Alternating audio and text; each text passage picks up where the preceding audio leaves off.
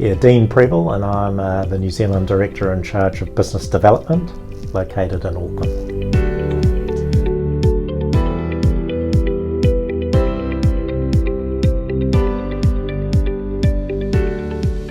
Yeah, well, when I was first with EverEdge, which was over 10 years ago now, we were like a dragon's den for a living. We would have inventors coming from a garage or from a corporate and would come in and assess the strength of their intellectual property position. And often we were the giver of bad news. We'd be saying, well, your strength actually isn't as strong as you thought, and therefore your commercialisation options are quite narrow. But now that I've come back and I really understand the power of the intangible asset lens when it's applied to things like valuations, when it's applied to business strategy, I find there's a whole lot of opportunities now to take that lens and actually add value to those existing sort of consulting areas.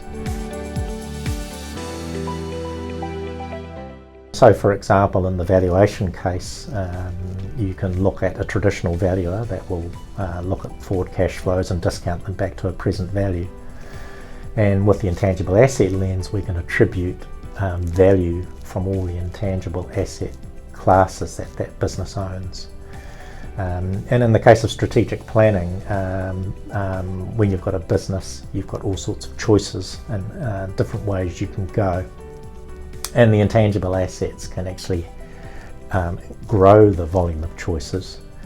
And then through our skill at valuing and modelling, we can actually narrow those choices down and actually help the business create higher margins and grow their market share. Earlier part of my career I worked in private equity, and the example that comes to mind is they had a problem company that actually was going under.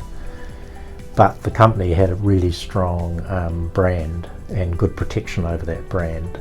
So we were actually able to sell the trademarks around the brand and the customer lists to a competitor, which was a pleasant surprise to the investors.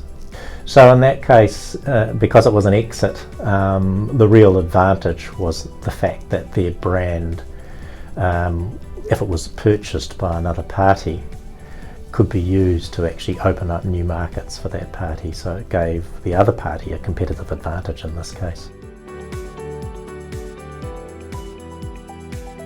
Intangible assets enable you to reposition your firm.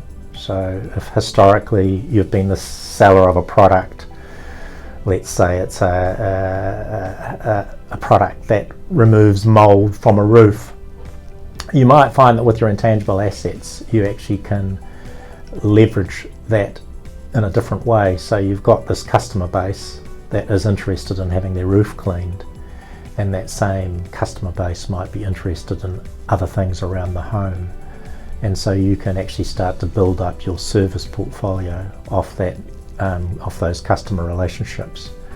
And in the same way, a brand that you've built up in a particular area enables you to bring new products in and sell it through that area. So you might be able to broaden that range of cleaning type products and again sell it through that same channel.